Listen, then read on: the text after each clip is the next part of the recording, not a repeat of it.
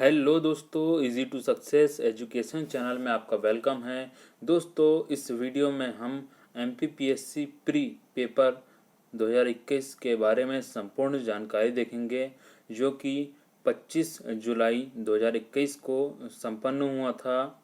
तो इस पेपर के बारे में हम जानकारी देखेंगे कि किस प्रकार से इस पेपर में क्वेश्चन पूछे गए।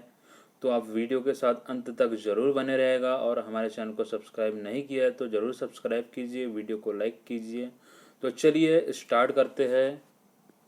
एमपीपीएससी प्री पेपर जो कि 2020 का था और 2021 में यह संपन्न हुआ, और यह सेट सी है। तो चलिए देखते हैं किस प्रकार से क्वेश्चन इसमें पूछे गए। तो यहाँ पर फर्स्ट क्वेश्चन है कि निम्नलिखित कथनों पर विचार कीजिए। पहला कथन दिया है कि भारत के निर्वाचन आयोग के मुख्य निर्वाचन आयुक्त को उच्चतम न्यायालय के न्यायाधीश के वेतन के बराबर वेतन का संदाय किया जाता है। दूसरा कथन है कि भारत के निर्वाचन आयोग के मुख्य निर्वाचन आयुक्त का कार्यकाल पद ग्रहण करने की तारीख से 6 वर्ष की अवधि या 65 वर्ष की आयु जो भी पहले आता है तक होगा। और यहाँ पर तीसरा कथन है कि एक चुनाव आयुक्त किसी भी समय मुख्य चुनाव आयुक्त को संबोधित स्वहस्ताक्षरित लेख द्वारा अपना पद त्याग दे सकते हैं। तो 3 यहाँ कथन दिए हैं और इसमें सही कथन का हमें चयन करना है। तो आयोग द्वारा फर्स्ट कथन और सेकंड कथन को सही बताया गया है आंसर की में। तो इसका आंसर हो जाएगा फर्स्ट, जिसके अंतर्गत फर्स्ट ऑप्शन और सेकंड ऑप्शन मतलब पहला कथन और दूसरा कथन सही है। जिसमें पहले कथन में कहा गया है कि भारत के निर्वाचन आयोग के मुख्य निर्वाचन आयुक्त को उच्चतम न्यायालय के न्यायाधीश के वेतन के बराबर वेतन का संदाय किया जाता है। और दूसरा कथन में कहा गया है कि भारत के निर्वाचन आयोग के मुख्य निर्वाचन आयुक्त का कार्यकाल पद ग्रहण करने की तारीख से 6 वर्ष की अवधि या 65 वर्ष की आयु जो भी पहले आता है तक होगा। तो यहाँ पर पहला कथन और दूसरा कथन आयोग की आंसर की द्वारा सही बताया गया है। तो चलिए अगला क्वेश्चन देखते हैं। क्वेश्चन नंबर सेकंड, भारत की 7वीं अनुसूची की किस सूची एवं प्रविष्टि का संबंध राज्य के विधान मंडल के निर्वाचन से है? भारत की संविधान की 7वीं अनुसूची की किस सूची एवं प्रविष्टि का संबंध राज्य के विधान मंडल के निर्वाचन से है? तो इसका आंसर है ऑप्शन नंबर सी, जिसमें बताया गया है कि सूची सेकेंड जिसकी प्रविष्टि 37 है, इसके अंतर्गत राज्य के विधानमंडल के निर्वाचन से है। चलिए अगला क्वेश्चन देखते हैं। अगला क्वेश्चन है कि मध्य प्रदेश राज्य निर्वाचन आयोग का गठन किया गया। तो इसका आंसर है ऑप्शन नंबर ए, 1 फरवरी 1994 को मध्य प्रदेश राज्य निर्वाचन आयोग का गठन किया गया। अगला क्वेश्चन देखते हैं। क्वेश्चन नंबर 4, 2 या अधिक राज्यों के लिए एक संयुक्त राज्य लोक सेवा आयोग की स्थापना की जा सकती है।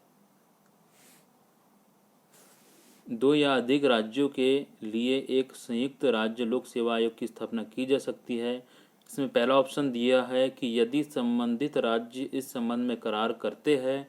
दूसरा ऑप्शन है कि संसद विधि द्वारा संयुक्त राज्य लोक सेवा आयोग नियुक्त करता है। संसद विधि द्वारा संयुक्त राज्य लोक सेवा आयोग नियुक्त करता है। तो यहाँ पर आंसर सी होगा, जिसके अंतर्गत पहला ऑप्शन और दूसरा ऑप्शन दोनों सही हैं। दोनों ऑप्शन में सही कहा गया है कि यदि संबंधित राज्य इस संबंध में करार कर दे तो एक संयुक्त राज्य लोक सेवा आयोग की स्थापना की जा सकती है, और संसद विधि द्वारा संयुक्त राज्य लोक सेवा आयोग को नियुक्त करता है। दोनों ऑप्शन यहाँ पर सही हैं। इसके बाद अगला क्वेश्चन है क्वेश्चन नंबर 5, जिसमें कहा गया है कि किस प्रावधान के अंतर्गत मध्य प्रदेश लोक सेवा आयोग का गठन किया गया। इसमें पहला ऑप्शन है राज्य पुनर्गठन अधिनियम 1956 की धारा 118(2) के अंतर्गत। दूसरा ऑप्शन है कि राज्य पुनर्गठन अधिनियम 1956 की धारा 118(3) के अंतर्गत। तीसरा ऑप्शन है कि राज्य पुनर्गठन अधिनियम 1956 की धारा 118(1) के अंतर्गत। और चौथा ऑप्शन दिया है कि राज्य पुनर्गठन अधिनियम 1956 की धारा 116(4) के अंतर्गत। तो इसका सही आंसर है ऑप्शन नंबर बी, जिसमें बताया कि राज्य पुनर्गठन अधिनियम 1956 की धारा 118(3) के अंतर्गत मध्य प्रदेश लोक सेवा आयोग का गठन किया गया है। चलिए अगला क्वेश्चन देखते हैं। अगला क्वेश्चन है क्वेश्चन नंबर 6, जिसमें पूछा गया है कि 19वीं शताब्दी के मध्य में भारतीय राष्ट्रवाद भ्रूणावस्था में थी। 19वीं शताब्दी के मध्य में भारतीय राष्ट्रवाद भ्रूणावस्था में थी, इस तथ्य को मानने वाले इतिहासकार है। तो इसमें पहला ऑप्शन दिया है डॉक्टर R.C. मजूमदार और डॉक्टर S.N. सेन। दूसरा ऑप्शन दिया है सर जेम्स आउड्रम और W. टेलर। तीसरा ऑप्शन दिया है T.R. होम्स और L.E.R. रीज। और चौथा ऑप्शन दिया है सर जॉन लॉरेंस और सीले। तो इसका पहला ऑप्शन सही है, डॉक्टर R.C. मजूमदार और डॉक्टर S.N. सेन, जो कि इतिहासकार है और जिन्होंने कहा है कि 19वीं शताब्दी के मध्य में भारतीय राष्ट्रवाद भ्रूणावस्था में थी। चलिए अगला क्वेश्चन देखते हैं, क्वेश्चन नंबर 7, जिसमें पूछा गया है कि 1857 में लंदन में प्रकाशित होने वाले समाचार पत्र टाइम्स के संवाददाता कौन थे, जिन्होंने लिखा था कि उत्तरी भारत में गोरे आदमी की गाड़ी को कोई भी मित्रतापूर्ण दृष्टि से नहीं देखता था। तो इसमें पहला ऑप्शन दिया है W.H. रसल, दूसरा ऑप्शन है रॉबर्ट पील और तीसरा ऑप्शन है ग्लेस्टन और चौथा है पार्मस्टन। तो इसका आंसर है ऑप्शन नंबर ए W.H. रसल, जिन्होंने कहा कि उत्तरी भारत में गोरे आदमी की गाड़ी को कोई भी मित्रता पूर्वक दृष्टि से नहीं देखता था। चलिए अगला क्वेश्चन देखते हैं, क्वेश्चन नंबर 8, जिसमें पूछा गया है कि भारत की आत्मनिर्भरता समाज व्यवस्था का वर्णन करते हुए किसने कहा कि भारत की ग्राम व्यवस्था छोटे छोटे गणतंत्र है। भारत की आत्मनिर्भर समाज व्यवस्था का वर्णन करते हुए किसने कहा कि भारत की ग्राम व्यवस्था छोटे छोटे गणतंत्र है। पहला ऑप्शन है चार्ल्स मैटकॉफ, दूसरा ऑप्शन है बर्क, तीसरा ऑप्शन है मिल और चौथा ऑप्शन है कनिंघम। तो इसका पहला ऑप्शन सही है, चार्ल्स मैटकॉफ ने कहा कि भारत की ग्राम व्यवस्था छोटे छोटे गणतंत्र है।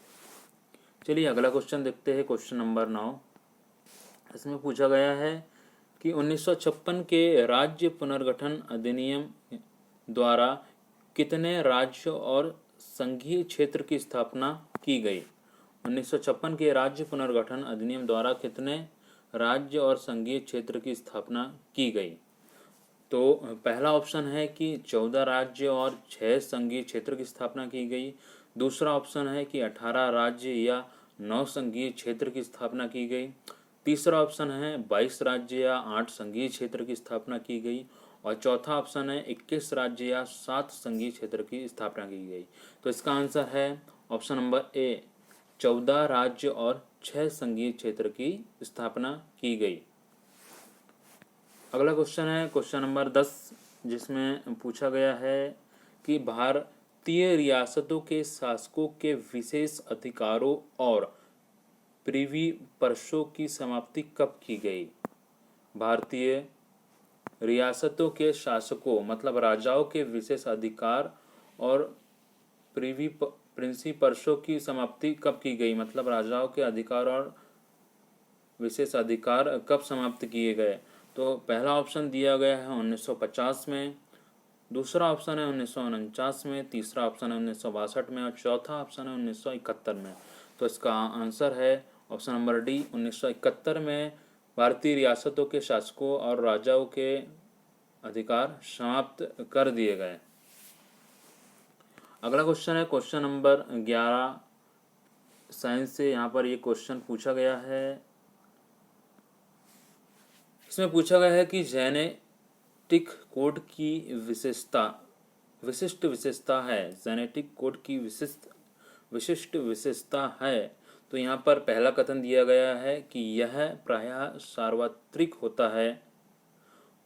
दूसरा कथन है यह 3 न्यूक्लियोटाइड क्षारकों का बना होता है जो 20 अमीनो अम्लों के संगत होते हैं।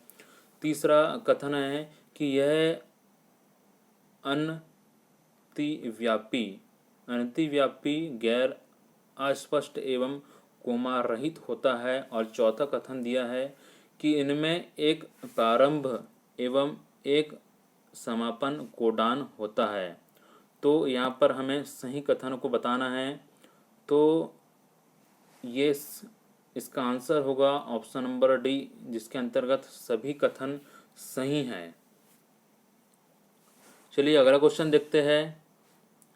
अगला क्वेश्चन है क्वेश्चन नंबर 12, जिसमें पूछा गया है कि राष्ट्रीय विषाणु विज्ञान संस्था कहाँ स्थित है। राष्ट्रीय विषाणु विज्ञान संस्था कहाँ स्थित है। तो इसका पहला ऑप्शन है पुणे, दूसरा ऑप्शन है हैदराबाद, तीसरा ऑप्शन है मुंबई और चौथा ऑप्शन है लखनऊ। तो इसका सही आंसर हो जाएगा ऑप्शन नंबर ए, पुणे। राष्ट्रीय विषाणु विज्ञान संस्था पुणे में स्थापित है, जो कि हमारा भारत का राष्ट्रीय विषाणु विज्ञान संस्था है। चलिए अगला क्वेश्चन देखते हैं क्वेश्चन नंबर 13, जिसमें पूछा गया है कि भारत के किस देश के साथ नीली अर्थव्यवस्था पर सतत विकास हेतु साझेदारी के लिए टास्क फोर्स का निर्माण किया है। भारत के किस देश के साथ नीली अर्थव्यवस्था पर सतत विकास हेतु साझेदारी के लिए टास्क फोर्स का निर्माण किया गया है। तो इसमें पहला ऑप्शन है स्विट्जरलैंड, दूसरा ऑप्शन है नॉर्वे, तीसरा ऑप्शन है स्वीडन और चौथा ऑप्शन है फ्रांस। तो इसका आंसर है ऑप्शन नंबर बी, नॉर्वे। चलिए अगला क्वेश्चन देखते हैं। अगला क्वेश्चन है कि आम की नीलम एवं अल्फांसो के मध्य क्रॉस से किस संकर किस्म के फल का विकास होता है। आम की नीलम एवं अल्फांसो के मध्य क्रॉस से किस संकर किस्म के फल का विकास होता है। तो इसका पहला ऑप्शन है आम्रपाली, दूसरा ऑप्शन है दशहरी, तीसरा ऑप्शन है रत्ना और चौथा ऑप्शन है बादामी। तो इसका सही आंसर है ऑप्शन नंबर सी, रत्ना। चलिए अगला क्वेश्चन देखते हैं क्वेश्चन नंबर 15, जिसमें पूछा गया है कि राष्ट्रीय स्वास्थ्य मिशन की जननी सुरक्षा योजना के मुख्य उद्देश्य क्या है। राष्ट्रीय स्वास्थ्य मिशन की जननी सुरक्षा योजना के मुख्य उद्देश्य क्या है। तो पहला ऑप्शन दिया है कि माता एवं शिशु की मृत्यु दर को कम करना, दूसरा ऑप्शन है आमजन को सुरक्षित शारीरिक संबंधों के लिए बढ़ावा देना, तीसरा ऑप्शन है विधवा महिला को पेंशन उपलब्ध करवाना और चौथा ऑप्शन है गरीबों लोगों को आश्रय उपलब्ध कराना।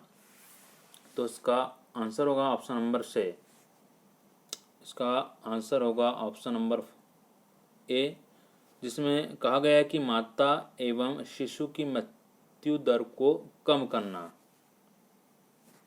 राष्ट्रीय जननी सुरक्षा योजना का मुख्य उद्देश्य है।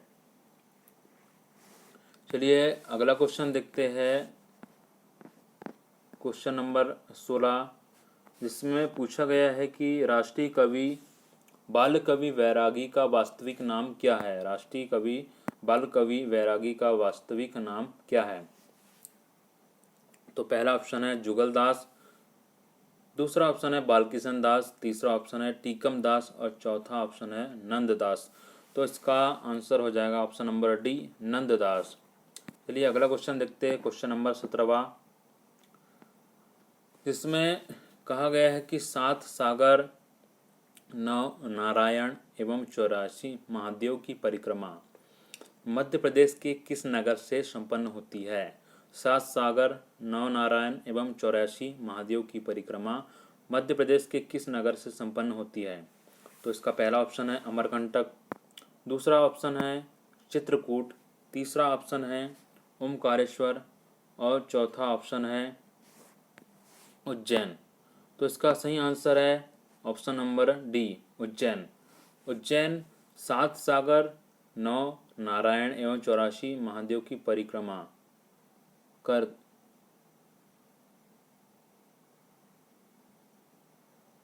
उज्जैन नगर से 7 सागर, 9 नारायण एवं 84 महादेव की परिक्रमा संपन्न होती है। अगला क्वेश्चन है क्वेश्चन नंबर 18, जिसमें पूछा गया है कि राजा भोज के किस कवि ने जैन धर्म अपना लिया था? राजा भोज के किस कवि ने जैन धर्म अपना लिया था? तो इसका पहला ऑप्शन है ग्रंथपाल, दूसरा ऑप्शन है राज्यपाल, तीसरा ऑप्शन है महिपाल और चौथा ऑप्शन है धनपाल। तो इसका आंसर है ऑप्शन नंबर डी, धनपाल। राजा भोज का कवि धनपाल ने जैन धर्म ग्रहण कर लिया था। अगला क्वेश्चन देखते हैं क्वेश्चन नंबर 19, जिसमें पूछा गया है कि विश्व प्रसिद्ध पर्यटन स्थल सांची का प्राचीन नाम क्या है? विश्व प्रसिद्ध पर्यटन स्थल सांची का प्राचीन नाम क्या है? तो पहला ऑप्शन है काकणाम, दूसरा ऑप्शन है वेत्रवती, तीसरा ऑप्शन है बेशनगरी और चौथा ऑप्शन है दशपुर। तो इसका आंसर हो जाएगा ऑप्शन नंबर फर्स्ट, काकणाम। इसका आंसर है काकणाम सांची का प्राचीन नाम था। चलिए अगला क्वेश्चन देखते हैं क्वेश्चन नंबर 20, टाटिया भील का वास्तविक नाम क्या था? टाटिया भील का वास्तविक नाम क्या था?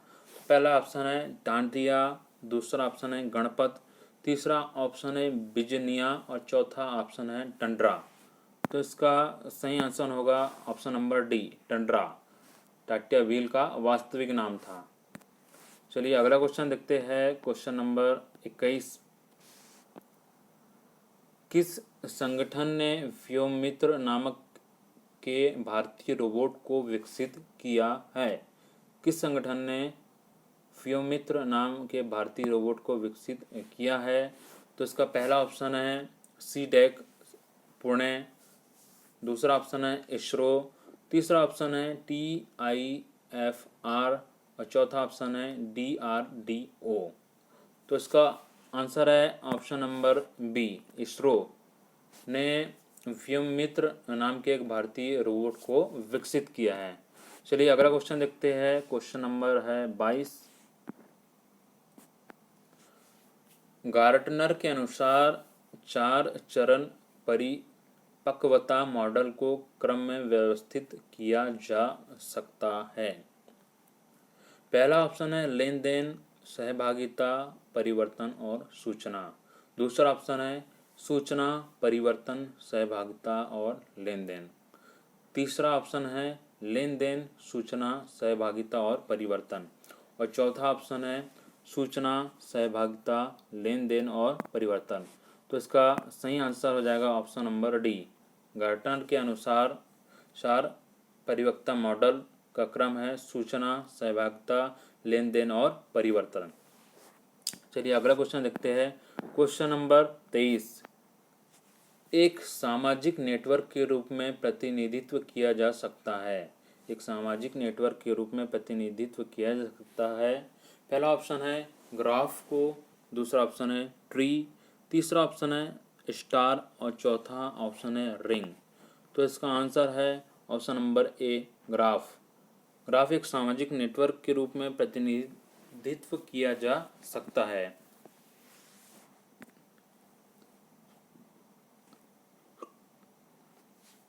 चलिए अगला क्वेश्चन देखते हैं question number 24, IPv6 protocol IP पते को परिभाषित करता है। IPv6 प्रोटोकॉल आईपी पते को परिभाषित करता है। तो इसका पहला ऑप्शन है 32 बिट, दूसरा ऑप्शन है 64 बिट, तीसरा ऑप्शन है 128 बिट और चौथा ऑप्शन है 256 बिट। तो इसका आंसर है ऑप्शन नंबर सी 128 बिट। चलिए अगला क्वेश्चन देखते हैं, क्वेश्चन नंबर 25। यह वरीयताओं को एकत्रित करके उपयोगकर्ता के हितों के बारे में स्वचालित पूर्वानुमान बनाने की एक विधि है। यह वरीयताओं को एकत्रित करके उपयोगकर्ता के हितों के बारे में स्वचालित पूर्वानुमान बनाने की एक विधि है। तो इसका पहला ऑप्शन है सोशल नेटवर्किंग, दूसरा ऑप्शन है सोशल लक्ष्यीकरण, तीसरा ऑप्शन है सहयोगात्मक प्रकाशन और चौथा ऑप्शन है सहयोगात्मक और फिल्टरिंग। तो इसका आंसर है ऑप्शन नंबर डी सहयोगात्मक फिल्टरिंग। अगला क्वेश्चन है वर्ष 2011 की जनगणना के अनुसार किस राज्य में जनसंख्या की 10 की वृद्धि दर न्यूनतम रही। 2011 की जनगणना के अनुसार किस राज्य में जनसंख्या की 10 की वृद्धि दर न्यूनतम रही। तो पहला ऑप्शन है अरुणाचल प्रदेश, दूसरा ऑप्शन है नागालैंड, तीसरा ऑप्शन है मध्य प्रदेश और चौथा ऑप्शन है पंजाब। तो इसका सही आंसर है ऑप्शन नंबर बी नागालैंड, जिसकी 10 की वृद्धि दर 2011 की जनगणना के अनुसार न्यूनतम रही। चलिए अगला क्वेश्चन देखते हैं, क्वेश्चन नंबर 27, जिसमें पूछा गया है कि उर्वरक उद्योग के लिए कौन सा कच्चा माल नहीं है। उर्वरक उद्योग के लिए कौन सा कच्चा माल नहीं है। पहला ऑप्शन है नेप्था, दूसरा ऑप्शन है जिप्सम, तीसरा ऑप्शन है सल्फर और चौथा ऑप्शन है कॉस्टिक सोडा। तो इसका सही आंसर है option number D caustic soda उद्योगों के लिए कच्चा माल नहीं है। अगला क्वेश्चन देखते हैं, क्वेश्चन नंबर 28, जिसमें पूछा गया है कि निम्नलिखित में से कौन सा सुमेलित नहीं है। एक तरफ पर्वत शिखर दिए गए हैं और दूसरी तरफ महाद्वीप है, तो इसमें बताना है कि कौन सा पर्वत कौन से महाद्वीप में नहीं है। तो कौन सा पर्वत कौन से महाद्वीप से संबंधित नहीं है, इसमें गलत वाले ऑप्शन को बताना है। तो पहला है किलिमंजारो जो कि अफ्रीका में है, दूसरा है माउंट मैकिनले जो कि उत्तरी अमेरिका में है और तीसरा है एल्ब्रस जो कि एशिया में नहीं है और चौथा ऑप्शन है एकांकागुआ जो कि दक्षिण अमेरिका में है। तो इसका आंसर है ऑप्शन नंबर सी जो कि एल्ब्रस जो है वह एशिया में नहीं है।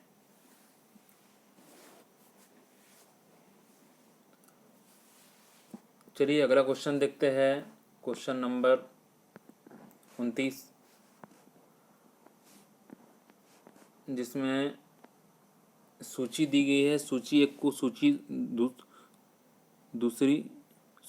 सूची सेकंड से सुमेलित कीजिए तथा दिए गए कूट से सही उत्तर का चयन कीजिए। पहली सूची में आर्थिक क्रिया और कृषि प्रदेश दिए गए हैं और दूसरी सूची में देश दिए गए हैं। तो पहला इसमें ऑप्शन दिया है कि वाणिज्यिक दुग्ध उत्पादन, इसके अंतर्गत हमें देश देखना है कि कौन से देश में है वाणिज्यिक दुग्ध उत्पादन, और दूसरा ऑप्शन दिया है वाणिज्यिक अन्न उत्पादन, तीसरा ऑप्शन दिया है वाणिज्यिक बागाती कृषि और चौथा ऑप्शन दिया है वाणिज्यिक फल उद्यान। तो चारों ऑप्शन देखना है कि कौन कौन से देश में कौन कौन सा उत्पादन होता है। तो पहला उत्पादन जो है वाणिज्यिक दुग्ध उत्पादन डेनमार्क में सही है, दूसरा उत्पादन है वाणिज्यिक अन्न उत्पादन जो कि अर्जेंटीना में सही है, तीसरा उत्पादन जो कि बागाती कृषि है जो कि ऑप्शन नंबर 4 मलेशिया में सही है और चौथा ऑप्शन वाणिज्यिक फल उत्पादन जो कि फ्रांस में सही है। तो ऑप्शन नंबर ए सही होगा, जिसमें पहला वाणिज्यिक दुग्ध उत्पादन डेनमार्क, वाणिज्यिक अन्न उत्पादन अर्जेंटीना, वाणिज्यिक बागाती कृषि मलेशिया और वाणिज्यिक फल उत्पादन फ्रांस। ऑप्शन नंबर ए सही होगा। चलिए अगला क्वेश्चन देखते हैं, क्वेश्चन नंबर 30, भारत के निम्नलिखित में से किस राज्य में पवन ऊर्जा के विकास की संभावनाएं अधिक है? मतलब किस राज्य में पवन ऊर्जा का विकास आसानी से हो सकता है? पहला ऑप्शन है उत्तर प्रदेश एवं पंजाब में, दूसरा ऑप्शन है बिहार एवं झारखंड में, तीसरा ऑप्शन है तमिलनाडु एवं गुजरात में और चौथा ऑप्शन है राजस्थान एवं उड़ीसा में। तो इसका सही आंसर है तमिलनाडु और गुजरात, ऑप्शन नंबर सी। चलिए अगला क्वेश्चन देखते हैं। Question number 31। बिंदुसार के शासन काल में अशोक ने अवंती महाजनपद जीतकर मौर्य साम्राज्य में मिला लिया था। बिंदुसार के शासनकाल में अशोक ने अवंती महाजनपद जीतकर मौर्य साम्राज्य में मिला लिया था। इसका उल्लेख किस ग्रंथ में मिलता है? तो पहला ऑप्शन है बुद्ध घोष की सम्मत पाशादिका में, और दूसरा ऑप्शन है कौटिल्य का अर्थशास्त्र में, तीसरा ऑप्शन है पाणिनि की अष्टाध्यायी में और चौथा ऑप्शन है पतंजलि का महाभाष्य में। तो इसका सही आंसर है ऑप्शन नंबर ए, बुद्ध घोष की सम्मत पाशादिका में इसका वर्णन मिलता है। चलिए अगला क्वेश्चन देखते हैं। Question number 32। चचनामा के अनुसार 6वीं और 7वीं शताब्दी में सिंधु देश की राजधानी क्या थी? तो इसका पहला ऑप्शन है देवड़, दूसरा ऑप्शन है अरोड़, तीसरा ऑप्शन है लोदवा और चौथा ऑप्शन है बाड़मेर। तो इसका सही आंसर हो जाएगा ऑप्शन नंबर बी, अरोड़। चलिए अगला क्वेश्चन देखते हैं। Question number 33। मुगलकालीन ग्रंथ मासिर ए आलमगीरी किसकी रचना है? मासिर ए आलमगीरी किसकी रचना है? तो पहला ऑप्शन है साकी मुस्तैद खां की, दूसरा ऑप्शन है हातिम खां की, तीसरा ऑप्शन है काजिम सिराजी की और चौथा ऑप्शन है खफ़ी खां की। तो इसका सही आंसर हो जाएगा ऑप्शन नंबर ए, साकी मुस्तैद खां। चलिए अगला क्वेश्चन देखते हैं। Question number 34। मध्यकालीन भारतीय इतिहास में पनही तथा उपानाहा का उल्लेख किस संदर्भ में मिलता है? मध्यकालीन भारतीय इतिहास में पनही तथा उपानाहा का उल्लेख किस संदर्भ में मिलता है? तो इसका पहला ऑप्शन है वस्त्र के संदर्भ में, दूसरा ऑप्शन है आभूषण के संदर्भ में, तीसरा ऑप्शन है आवास के संदर्भ में और चौथा ऑप्शन है जूते के संदर्भ में। तो इसका ऑप्शन आंसर हो जाएगा ऑप्शन नंबर डी, जूता। जूता को मध्यकालीन इतिहास में पनही तथा उपनाहा के संदर्भ में इसका नाम दिया गया था। चलिए अगला क्वेश्चन देखते हैं। Question number 35। आदि ब्रह्म समाज की स्थापना किसने की? आदि ब्रह्म समाज की स्थापना किसने की? तो इसका पहला ऑप्शन है देवेंद्रनाथ टैगोर ने, दूसरा ऑप्शन है केशव चंद्र सेन ने, तीसरा ऑप्शन है राजा राम मोहन राय ने और चौथा ऑप्शन है रविंद्रनाथ टैगोर ने। तो इसका आंसर हो जाएगा option number A, Debendranath Tagore. तो दोस्तों यहाँ पर वीडियो काफ़ी बड़ा हो चुका है, तो यहाँ पर हम इस वीडियो को समाप्त करते हैं और अगले वीडियो में हम क्वेश्चन नंबर 36 से स्टार्ट करेंगे। तो आप अगला वीडियो भी ज़रूर देखें। अगर आपको ये वीडियो पसंद आया हो तो इसे लाइक कीजिए और हमारे चैनल को अभी सब्सक्राइब नहीं किया तो सब्सक्राइब कीजिए और कमेंट करके बताइए कि आपको वीडियो कैसा लगा। धन्यवाद। जय हिंद।